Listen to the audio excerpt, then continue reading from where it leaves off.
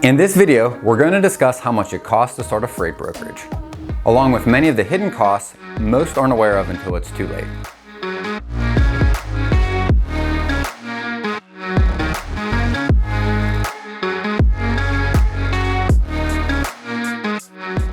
I'm Benjamin Kowalski with Freight 360, where we provide the latest in transportation education, sales tips, and training videos to help you reach your goals faster.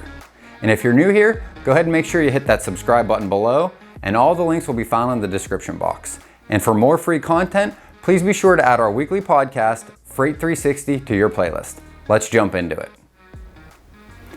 Now, most of you researching the startup costs of a freight brokerage either know someone in the industry or have heard that it's a great way to make good money and have control over your time.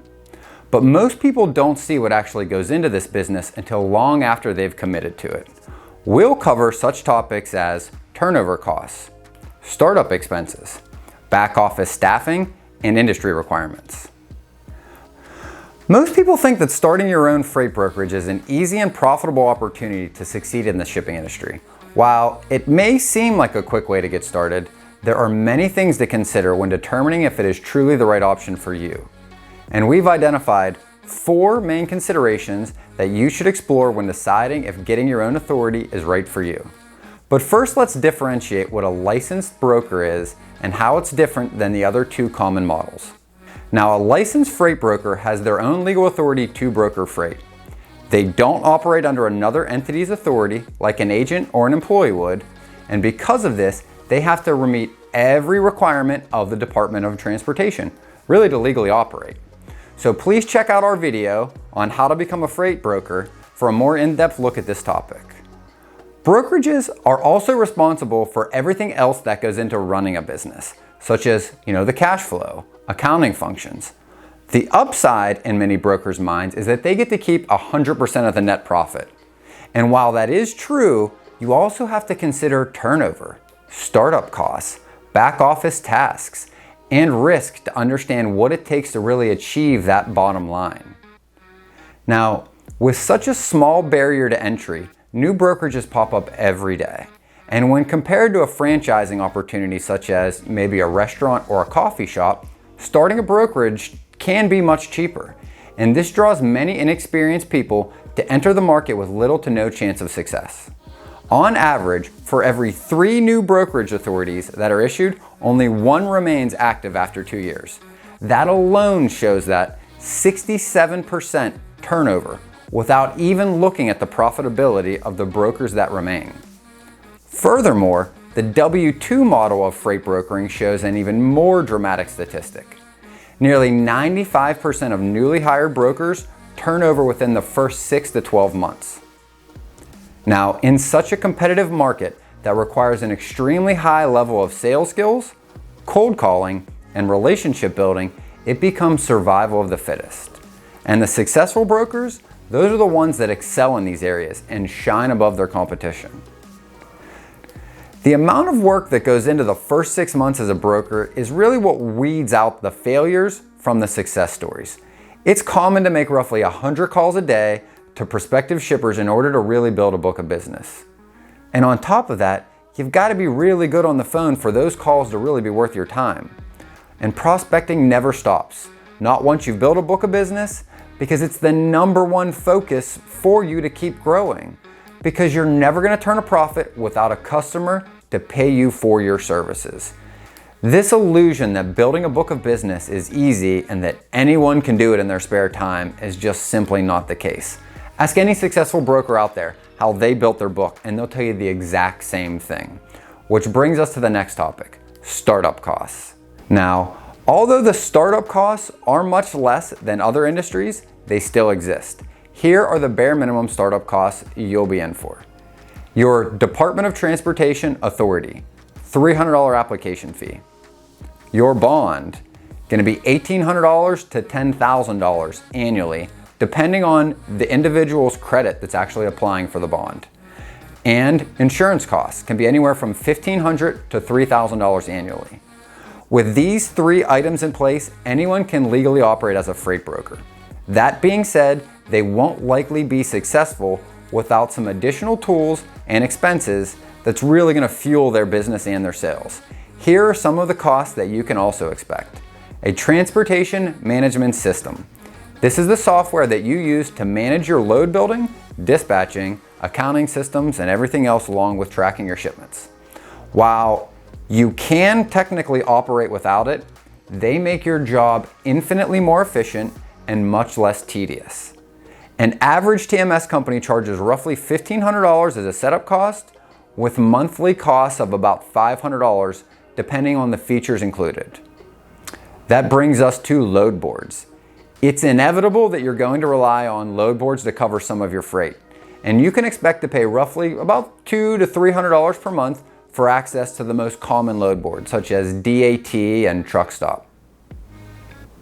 And cash flow. The gap between your customers paying you and you having to pay the carriers is what determines how much liquid cash you need on hand. It's recommended that you have between 3 to 6 months of revenue on hand as retained earnings to provide adequate cash flow. Rather than having funds available, many brokers rely on factoring companies to provide cash flow for their business. And factoring companies will often charge roughly 3.5% of a broker's receivables to provide this service. And this can lead to an awfully expensive cost if you're not looking out for it or you don't have it built into your model. Next is wages. This depends on the size of the brokerage, obviously, but at some point, you're likely going to need to hire someone to assist you with your company. And this can be something as simple as maybe a part-time helper to help you manage your accounting, or possibly dispatching of trucks, while you continue to grow your book of business and win more loads. Now, as you can imagine, these can add up very fast. Therefore, an initial investment and long-term stability are really crucial to your success. The benefit is, if you have 100% control over every attribute of your company, and you retain 100% of what's left after all the expenses are paid, that's a pretty big upside. But because of the costs involved, most brokerage owners fail, like I said, in the first 1 to 3 years because they didn't have the startup cash or the revenues to sustain their operations. Which brings us to the back office tasks, right? These back office functions are absolutely necessary no matter how small or large your brokerage is. And it takes time away from, what you could be doing spent growing your business and actually selling freight. You've got to be really good at running a business and brokering a freight to succeed with your own authority. And I know a ton of high-producing freight brokers that don't know the first thing about running a company. The same goes for the opposite. Just because someone has succeeded at starting a business in the past does not mean they're cut out for brokering freight. And some of the common back office tasks include accounts receivable, accounts payable, credit policies, your credit, carrier vetting, deciding which carriers you're going to onboard and who you're going to use for what. And let's not forget about claims. You're going to deal with freight claims at some point in your business operations. Now, these can be efficiently managed in an agent-based brokerage because specialized employees in each department are skilled in their own specific tasks. And then they leave the brokering to the freight agents while taking care of the required administrative tasks that most brokers really don't want to worry about anyway, right? And hiring specialized employees also comes at a cost. So as previously mentioned, you need to know your break-even point and have recurring revenue in the business. To take it one step further, hiring an employee to run your back office should only be done if that hire is going to enable you to increase your overall sales. To say it simply, they need to be worth their salary. Which brings us to risk. Yes, risk and reward have a correlation, but there are many risks that licensed brokers have that freight agents and W-2 employees don't. That most common risk involves your receivables. Unless you have a receivables insurance company backing your invoice, which can cost a lot of money, you're taking the full risk of any invoice that is not paid or that may be short paid. If a customer goes out of business, you lose. If a customer disputes a charge, you lose. If a claim arises and the customer holds payments, you're losing. Bottom line, getting your own authority as a broker can be a great way to truly run your own business and retain more of the profits. But it's not for everyone. and you need to make sure you have a reliable customer base that will continue to work with you under your own new authority. Run the numbers, figure in the risk. If you will truly earn more with your own authority and you desire to really take on those additional job functions that go along with it, it's a great option for you. And if you don't want to worry about the back office functions, cash flow, risk, startup costs, then maybe you want to consider the freight agent model, which can allow you to keep, roughly 70% of the profits in some case with zero back office work. Whichever option you choose, we'll be here for all of your education and training needs. If there's a topic you'd like us to cover on one of our podcasts or in an upcoming video, please share it in the comments below. And remember, whether you believe you can or believe you can't, you're right.